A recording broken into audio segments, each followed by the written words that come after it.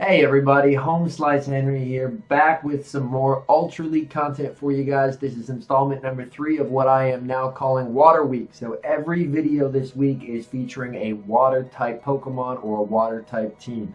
And today's contender, as you can guess from the title and thumbnail, is Empoleon. And these are actually my girlfriend's battles. She's been running an Empoleon lead in Open Ultra League, which is something that I haven't seen very much of. Empoleon's a very, very popular pick in the Ultra Premier Cup, but for Open Ultra League, it's not as common, but she's been able to make it work quite well. And so I do have a nice 4-1 set here, and it really kind of showcases Empoleon Lead and how it can do quite well against the Open Ultra League meta. So without further ado, let's hop into these battles. And we're hopping into the first game against Quick Enough, and she's going to be leading her Empoleon into a Swampert. This is a not great lead, unfortunately, but her plan here is to build up to the Hydro Cannon. They should arrive at it right around the time Swampert arrives at an Earthquake. She's going to throw it and get the shield. Swamperts will typically shield from Empoleon. And they do build up quite a bit of extra energy and then throw, and she's going to mirror that shield and then instantly swap into her Cresselia to get ahead on energy. Unfortunately, the opponent tried to do that, but with Venusaur, so with the simultaneous swap, she's now in a really good position here. She can safely soak this Sludge Bomb. It's not going to do much. She's building all the way close to 100 energy and throwing the Future Sight. If this doesn't go shielded, this will be taking out the Venusaur. Does get the shield, which is awesome, and she can safely no-shield this Frenzy Plant as well.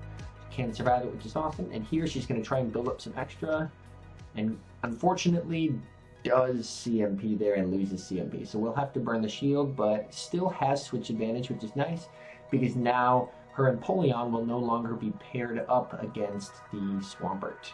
Togekiss comes in, and this is perfect because Empoleon having that steel typing is going to resist those charms, and it does neutral with those Hydro Cannons, which is fantastic. So she's going to connect with the Hydro Cannon, then quick swap into Articuno to get ahead on energy since that Swampert is loaded.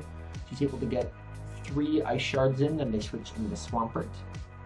Hydro Cannon connects, and she's building up more energy again because it is outside of Icy Wind range, so she will need to go for the Hurricane, and she's just able to get to the Hurricane, almost at 1 HP. This is going to be taking out the Swampert. Togekiss will come in and charm down, but 1 Waterfall from Empoleon takes out the Togekiss and takes the first game. So even though she didn't have a great lead there, she was able to pivot and win switch advantage, and therefore she's able to line up there Empoleon against the Fairy and take the game. So hopping into game number 2, and she does encounter a Steel lead. And on this particular team, Empoleon does function as a glorified Steel counter. So this is a pretty good situation. As you can see, those Waterfalls are doing a ton of damage to Berserker. Berserker's already approaching half health. Those Waterfalls are chunking away, so even though she is having to burn shields in case they do a close combat, this Berserker is very, very low. They quick swap into Giratina, and she swaps into her Cresselia. And I believe that was a misclick on her end, because typically she would go into an Articuno, but that's part of the Go Battle experience. Is sometimes you misclick, and it's about how you recover from there. So she is able to land the Moonblast. And Giratina is farming up a ton of energy. She's going for another Moonblast, and they can safely no-shield it, knowing they'll survive it, and they'll be able to get a charge move off. So this should be the Shadow Sneak. She can survive that, and then she'll be able to just Psycho Cut down. And they're going to bring in the Berserker. She's trying to get to a move, and she is able to get to the Moonblast. This would be resisted, but Berserker's pretty squishy, so it does get the shield.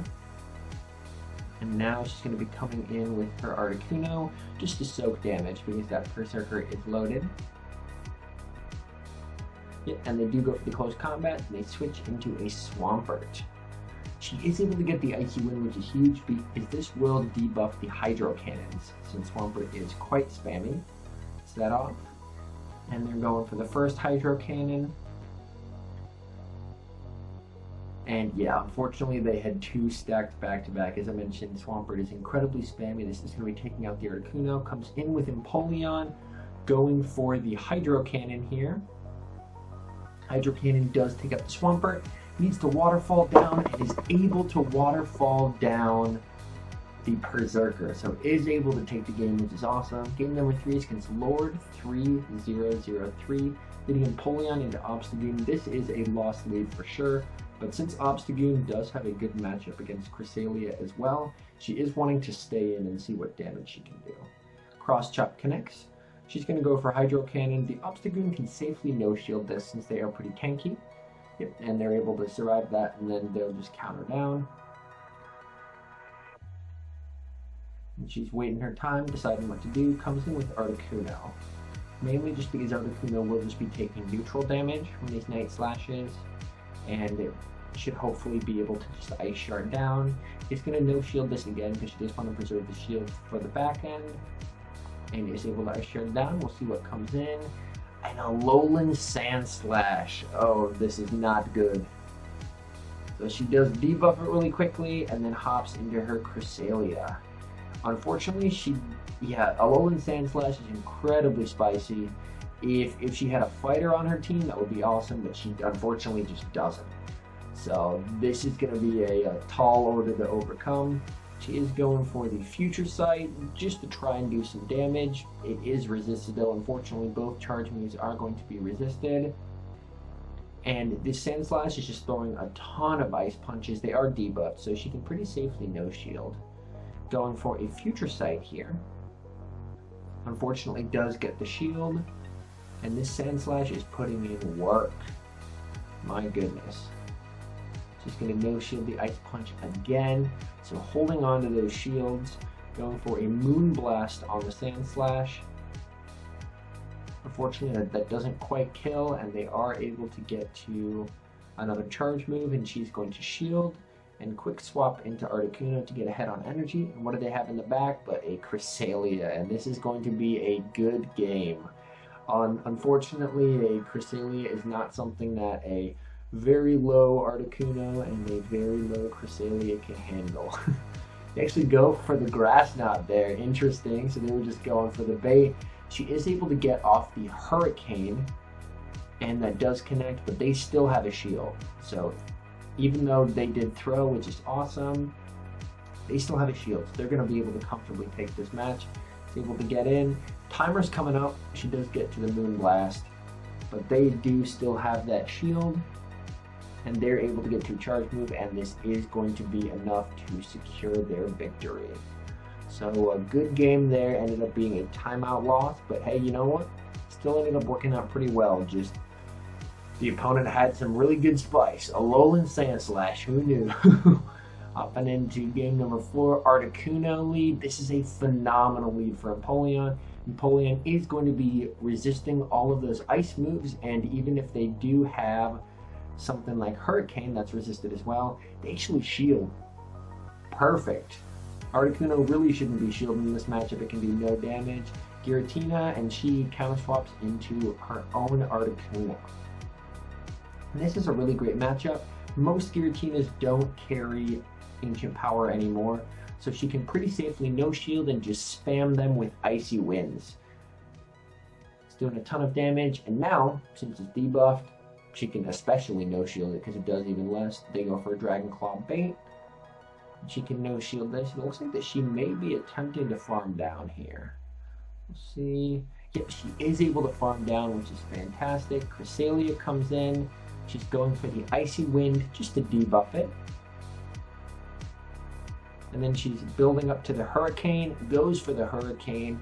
Hurricane is Articuno's nuke move. This would do quite a bit of damage, and it does. Oh my goodness, that Cresselia is in tatters, and she's able to get to another Icy Wind. And wow, the Cresselia is basically out of health. They really tried to farm down, and if you try and Psycho Cut down an Articuno, it's not going to go very well. They switch into Articuno to reset Cresselia's debuffs, and she switches into Empoleon, and they resign. So a really good game there. And as you can see, Empoleon is very strong against ice types because it does end up resisting the ice, as well as it is very, very strong against... Oh, and we get another Articuno lead there, so this is perfect. And it is also very strong against fairies as well, because with that steel typing, it is going to be resisting any charm damage. This time she is able to connect, and she can safely no-shield this, because any charge move they have, she's going to resist. And now, honestly, she can probably just let this go and waterfall down and then have a bunch of energy on the back end. Icy Wind does connect. And she is able to farm down. Now her Empoleon is loaded. Giratina comes in. She does end up going for a Drill Peck. Drill Peck is going to hit for neutral. Then I imagine she's going to be switching into Cresselia. And the main goal of this is to reset Empoleon's debuffs. But besides that as well, if they do have a Steel type in back, her backline is weak to Steel type. So she's wanting to bait it out with Cresselia, so that way Empoleon can handle the Steel type. Does go for Moonblast, gets a shield, and they don't switch out. So I'm guessing they don't have a Steel type in back. So Articuno should be a pretty safe bet here. They go for a Dragon Claw, and she will be able to get to this Moonblast. And this would be doing about half Giratina's health if it's unshielded, which it is. They're unfortunately able to farm down. She'll be able to come in with Articuno, soak a bunch of energy, and then pick up some energy of its own. And is able to Ice Shard down, and Lapras comes in. Okay, interesting. So this is going to be a little tricky. She is going for an Icy Wind bait. Unfortunately, does not get the shield. Charge move coming through from the Lapras. It's an Ice Beam. She let go. She's going for the Hurricane. This is the nuke move. She's going for maximum damage here, and it connects, which is huge. She hops into Empoleon, and from here she'll just be going for neutral Drill Pecks. She does get the shield, which is fantastic, and gets off another Drill Peck. And this should be doing some nice chunk damage on that Lapras, getting it nice and low. Charge move coming through, and from here she should be able to shield and then just waterfall down. She'll pop up the shield again right here. Yep.